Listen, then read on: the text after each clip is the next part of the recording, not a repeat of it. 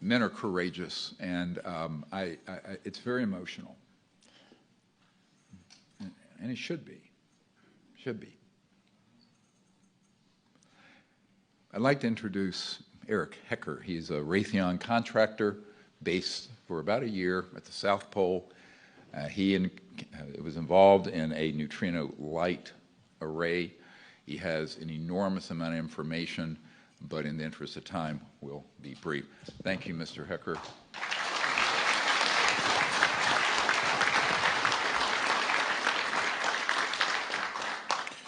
Hello, everybody.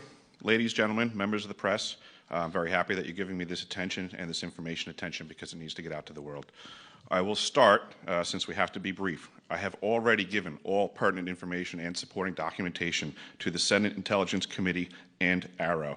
They informed me that all of my information will be recorded for public record and shared with Congress. It is that important. In 2010, I was selected to go down to the South Pole Station in Antarctica for an entire year by Raytheon Polar Services as an employee of a third-party contractor for the National Science Foundation. I functioned in a dual-role capacity as a tradesman and a firefighter. My responsibilities required me to be more informed than most of my crew and offered me complete access to the facilities. What I learned from this unique experience needs to be shared with the entire world. The technology at the South Pole Station certainly can do what it is presented as its primary purposes, and unfortunately, much more. The IceCube neutrino detector is presented as a passive listening device for the purposes of the science as presented. But I'm going to skip right through the chase, folks. I have provided documentation that proves that the 5,160, what they call DOMs, that are embedded in the ice can actually transmit at 2,047 volts each. That gives us a long list of things to consider. It is effectively a multifaceted directed energy weapons platform that I will list rapidly a few things that it can do. Vehicle detection. We're learning that these off-world craft, on-world craft, ours or other nations, are also emitting neutrinos. So this makes the South Pole Station effectively an air traffic control station for this new level of equipment that nobody's discussing. In addition to the ability to detect neutrinos and the exotic vehicles, I have provided documentation that shows that this is also a system for faster-than-light communications.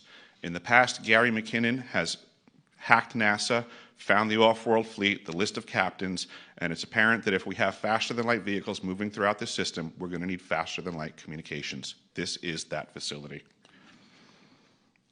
Unfortunately, I have other bad news.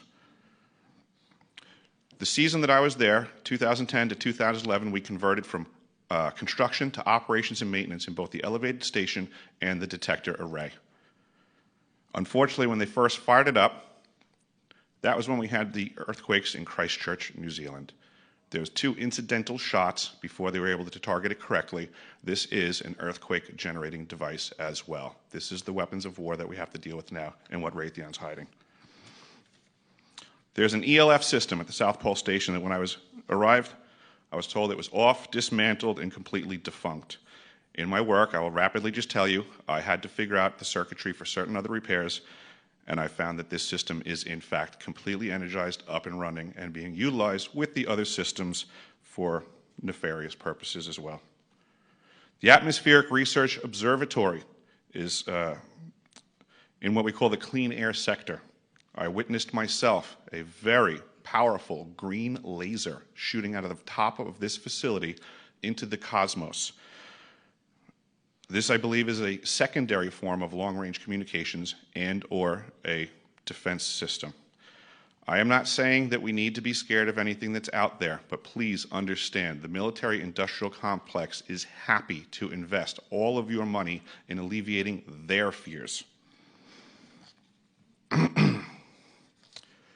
A question of power comes into play for all of these facilities that are present. I assure you, I knew what was going on, I knew the load demands of the facility, and all of these new items exceed the demand for the systems that I was presented. I am doing due diligence and research. I believe there is either a secondary power supply there that is either nuclear, that was there prior to the start of the Antarctic Treaty, which prohibits such things, and or that there is some sort of exotic power supply system there that just is not in the verbiage of the treaty, so it negates the responsibility to the parties involved.